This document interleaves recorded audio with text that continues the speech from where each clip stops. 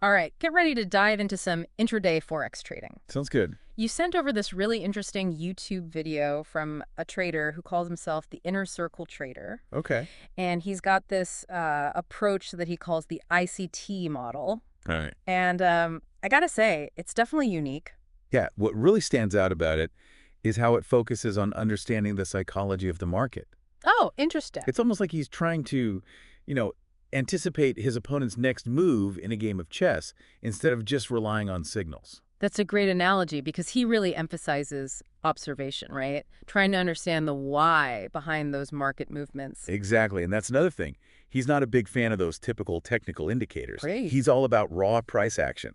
He believes you get the purest signals straight from how the price is moving. It's like he's saying cut through the noise, look at the raw data. Precisely. Which actually reminds me of something else he stressed in the video, the importance of backtesting. Absolutely. He uses a past Euro-USD trade as a learning tool, kind of like dissecting a chess game to improve your own strategy. It's all about analyzing those past moves, understanding what worked, what didn't, so you can apply those lessons to future trades.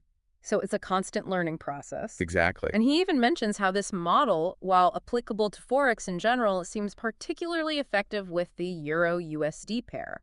Interesting. Yeah. Now, before we get too deep into the weeds here, he does make one thing crystal clear right off the bat. This is not some get-rich-quick scheme. Not at all. In fact, he emphasizes that this approach requires discipline, patience, and a really structured approach. It's about the process. Just like with any skill, consistent success in trading takes dedication and a strong grasp of the fundamentals. It's about building that solid foundation. Exactly. Okay, so let's break down some of the core concepts that he uses. Okay. He starts with what he calls establishing a daily bias. Right. In the example he uses, he anticipated the Euro-USD falling, so that kind of set a bearish tone for his trading that day. This daily bias is really important because it sets the stage for every trading decision he makes. It's like having a roadmap before you even start driving.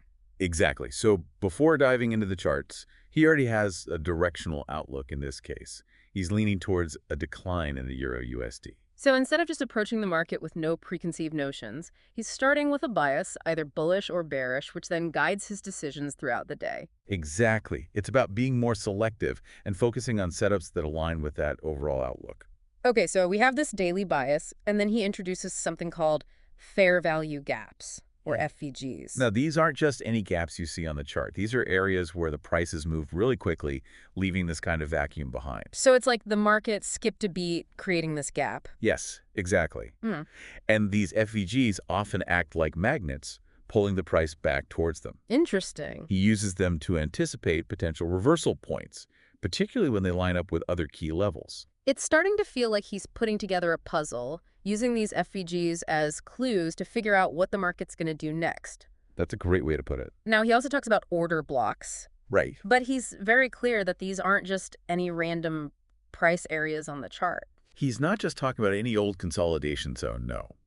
He defines order blocks as these significant shifts in the order flow, often indicating where those big institutional players, the ones with all the buying power, where they're likely stepping in or exiting their positions. So he's essentially trying to think like these big institutional traders, Precisely. understanding how their actions can influence those price movements. He emphasizes trading with an institutional mindset. It's about recognizing those footprints they leave behind in the form of order blocks. So by identifying these blocks, you're tapping into their decision-making process. Exactly. Okay, so we've got the daily bias for direction, Right. those magnetic fair value gaps, Right. potential reversals, Yes. and the order blocks to track those big players. We're starting to build the foundation. It's like he's piecing together this really strategic approach. And we haven't even touched on liquidity pools yet. Oh, right. He described these as thinking like a predator stalking its prey, but in a financial sense. Exactly. So, are these liquidity pools like popular watering holes on the price chart where the big players are most likely to be? You could say that. Okay. He defines them as areas on the chart where you're likely to find a ton of buy or sell orders, making it a prime spot for those smooth entries and exits. So it's about finding those sweet spots where you can get in and out of trades quickly and efficiently. Precisely.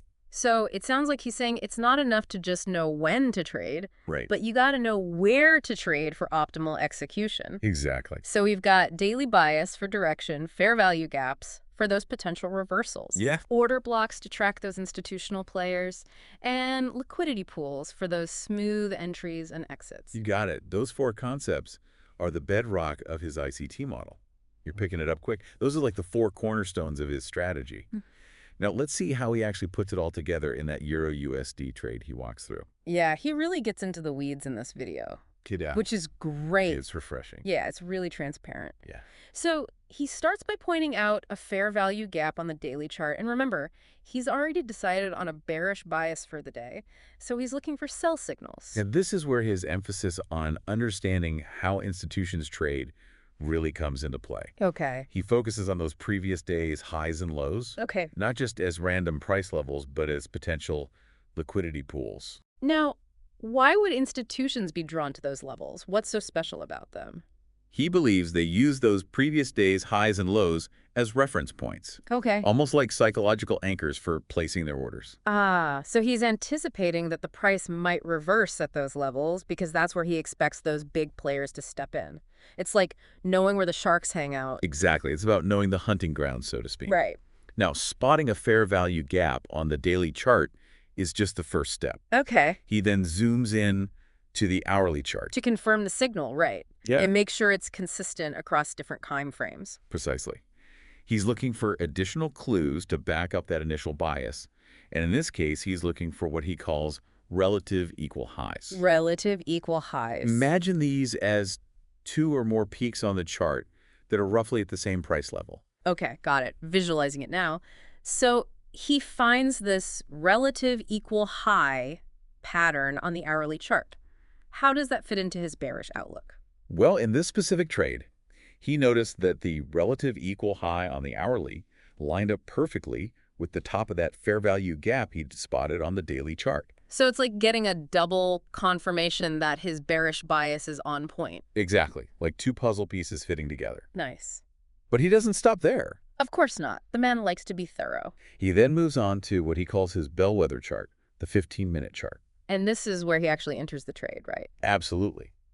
Now he's looking for the perfect moment to make his move, and this is where those order blocks we were talking about earlier come into play. But he mentioned that not all order blocks are created equal. He's very specific about how he identifies them. Very Yeah.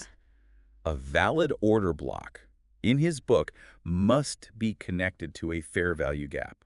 That connection is crucial in his view. So it's not enough to simply see a bunch of candles moving in the same direction. It needs that extra confirmation, that link to a fair value gap. Exactly.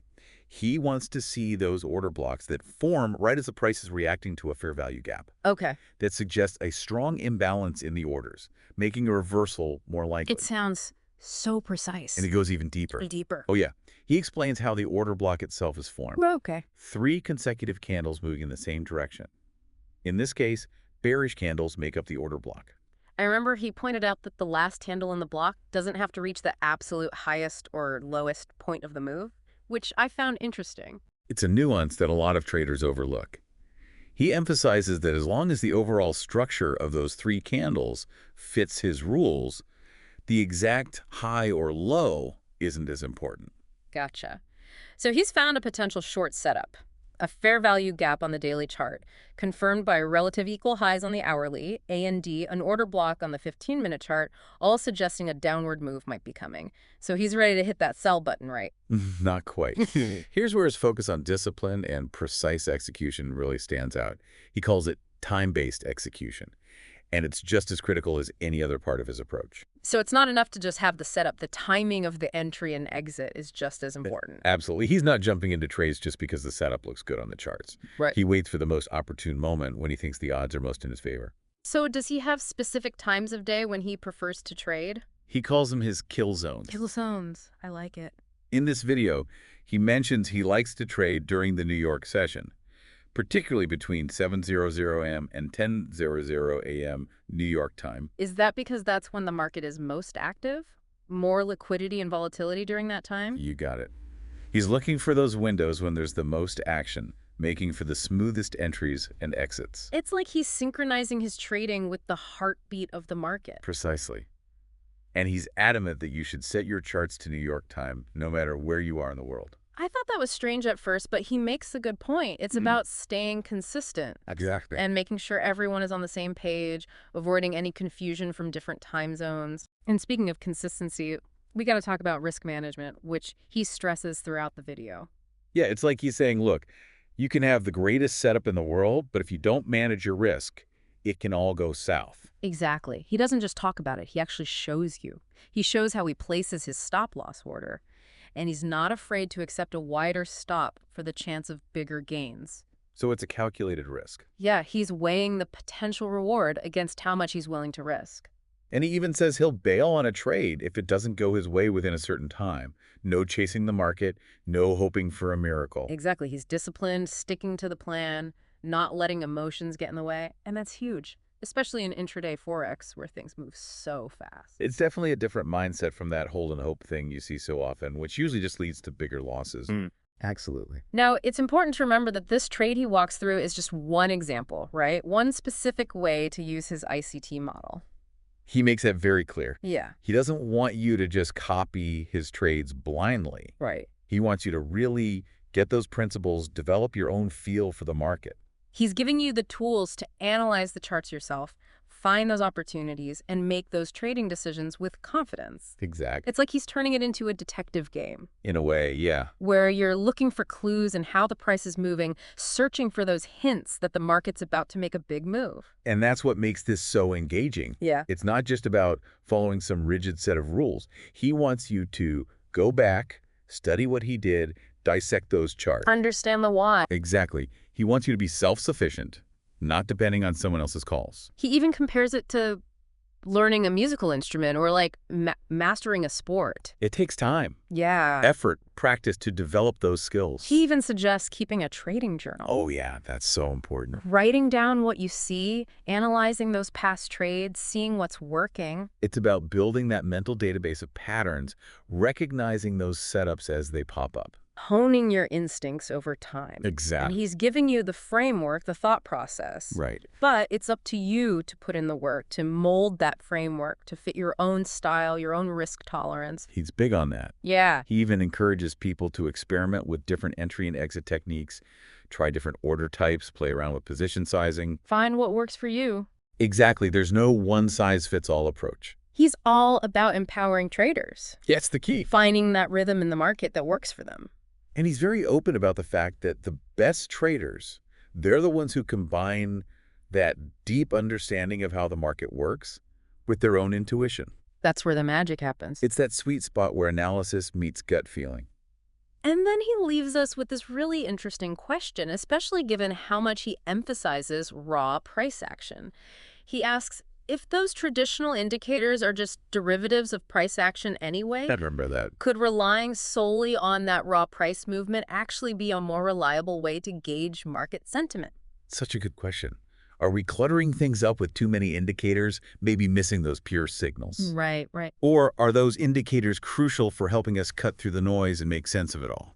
It's a tough one. It is. But I think, like our inner circle trader says, the real key is finding what clicks for you. Exactly. Developing that approach that you understand, that you trust. The one that gives you the confidence to pull the trigger. Exactly. And I think that journey of discovery, that constant learning, is what makes trading so fascinating. Absolutely. It's always challenging, always pushing you to learn and grow. Well, that's all the time we have for today's deep dive. As always, thanks for listening. My pleasure.